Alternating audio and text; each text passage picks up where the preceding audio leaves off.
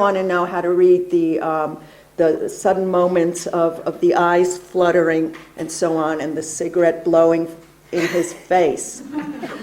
You know, and those kind of phantom diacritical marks are very telling, I think.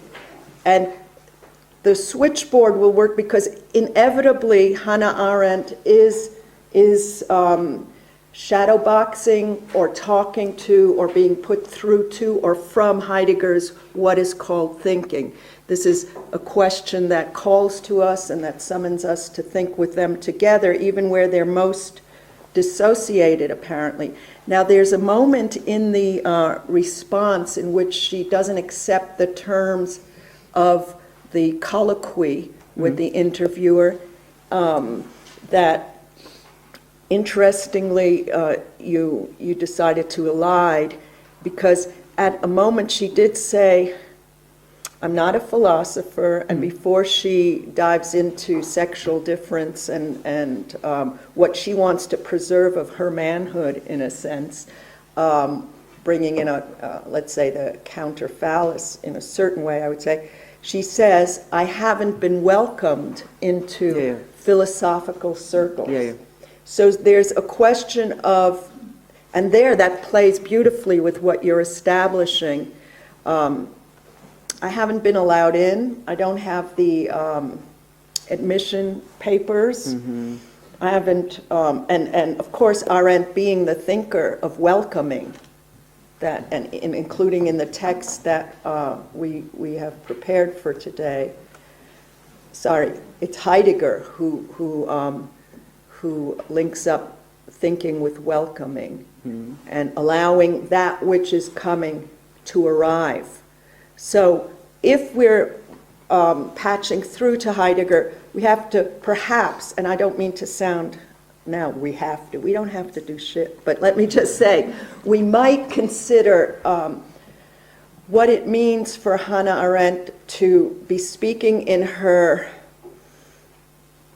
lacerated mother tongue, and by the way, beautifully, right, with great eloquence, and being at home in the house of language and the house of being, speaking to a man who is popping certain performatives at her, which are a little insulting. Well, you're the first woman. No.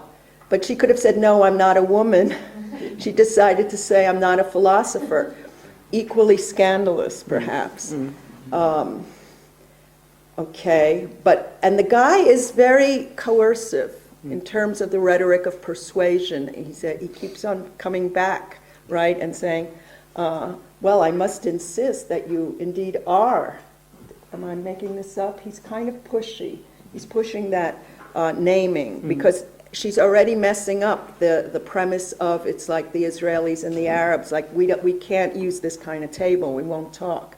There's something that she won't allow, she's blocking the transmission of a television performance, and somewhere Heidegger says, by the way, that television corresponds to the essence of thinking, his thinking.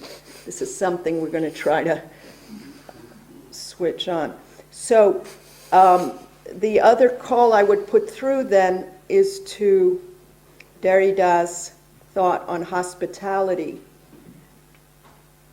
What does it mean for Hannah to say, Frau Arendt, to say, I'm not a philosopher, I haven't been welcomed. And is this television interview going to be, or going to have to fail to be, a welcoming in my mother tongue, and so on? So those are determinations I might want to consider. And we will have to think through what Judith Butler just asked about giving orders. Because something like what is called thinking, was heißt denken, is also ordering. What commands. Thinking is related in Heidegger to commanding and to welcoming. However, the other point, and this is where it's essential that we receive what Larry is about to present to us. The other point that I'm just going to isolate, because it has to do with loneliness, isolation, and solitude, is a certain dependency that you indicated, and that she works through in the segment that we prepared for today on moral philosophy. Namely, she says that we are more dependent on a silent partner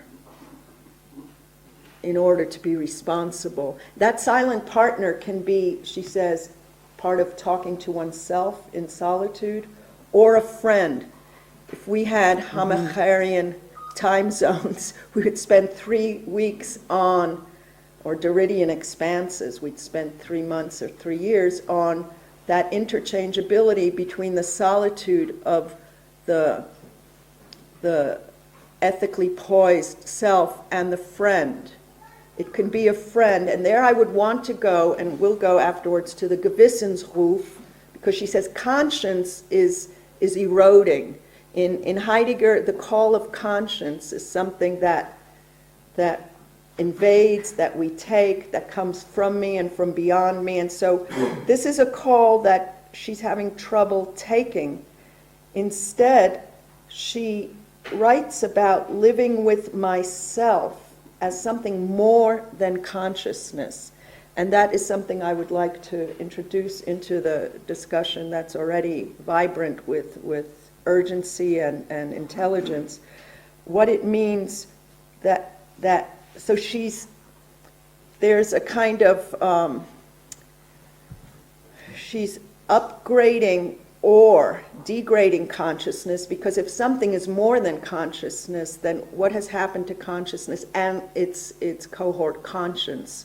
And so loneliness and being with myself. So somehow this being with myself, which is not necessarily a solitary self, but it has something essential to do with responsibility. There again, I might refer to Derrida, who reminds us, together with Levinas, that one can never be responsible enough. If you think you've acquitted yourself and done a great job, you're full of it, or you're deprived of it. One can never be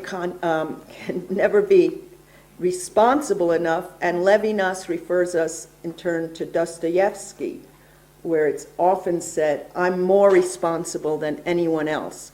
I can never be satisfied. And a silly example, but that it's pertinent, is, let's say you're satisfied that you gave a homeless person a whole $1.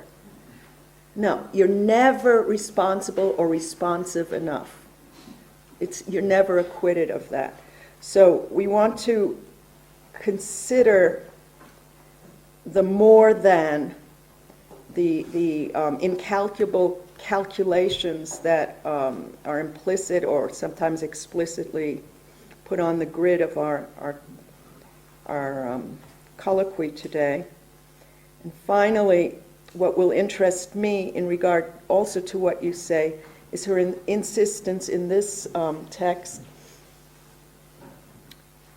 on nobodies, which is in many instances she's non-Nietzschean.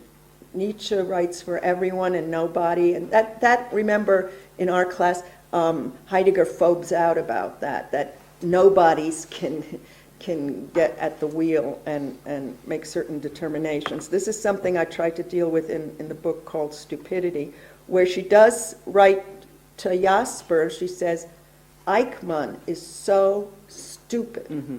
So let's say that stupidity is somehow linked to the question, the interrogatory question,